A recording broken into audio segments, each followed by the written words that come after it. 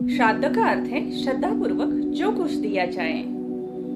पितृपक्ष में श्राद्ध करने से पितृगण संतुष्ट होते हैं। पितरों को प्रसन्न करने के लिए जो भी क्रियाकर्म किए जाते हैं, जैसे तर्पण, भोजन, दान धर्म इत्यादि को श्राद्ध कहते हैं। कई जगहों पर इसे पितृयज्ञ भी कहते हैं। श्राद्ध का अर्थ है पूर्वजों के प्रति श्रद्धा भाव।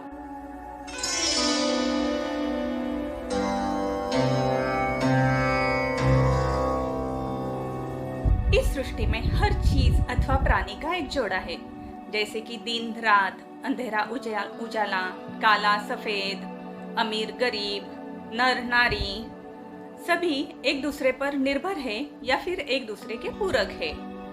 वैसे ही एक और जोड़ा है दृश्य जगत और अदृश्य जगत।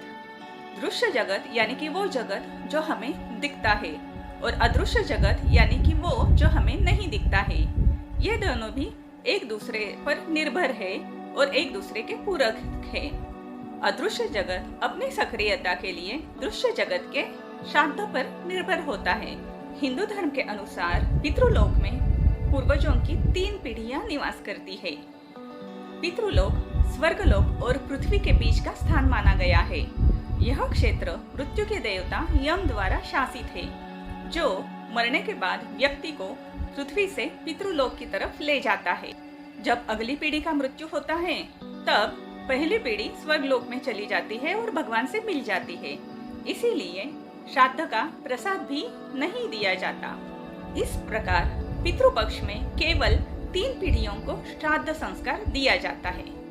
धर्मशास्त्रों के अनुसार सूर्य नारायण जब कन्या राशि में विचरण करते हैं, तब पितृलोक पृथ्वी के सबसे अधिक नजदीक रहता है, और इसी दौरान हमारे पूर्वज पृथ्वीलोक पर भ्रमण करते हैं। अगर इसी बीच हम कोई शुभ या मंगल कार्य करते हैं, तो हमारा सारा का सारा ध्यान उसी मंगल कार्य में चला जाता है। ये जो समय है वो पितरों पर ध्यान केंद्रित करने का समय है।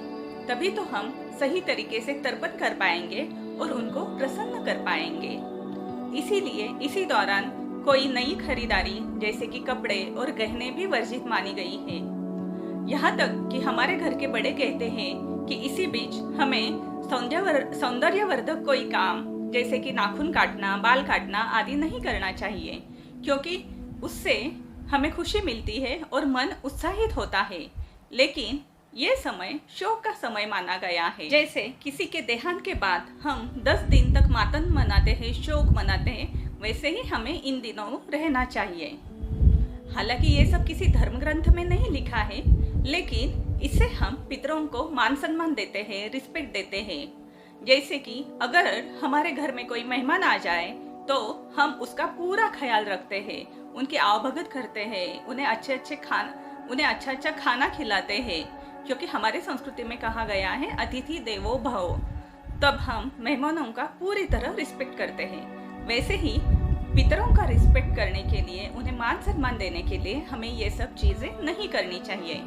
इससे पितृगण प्रसन्न हो जाते हैं, हमें आशीर्वाद देते हैं, और सबसे बड़ी बात, हमें पितृ ऋण से मुक्ति मिलती है, क्योंकि हम आज जो कुछ भी है हमारे पूर्वजों की वजह से ही है।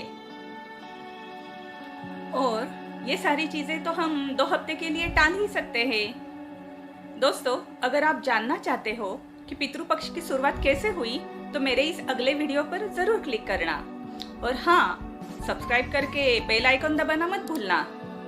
धन्यवाद।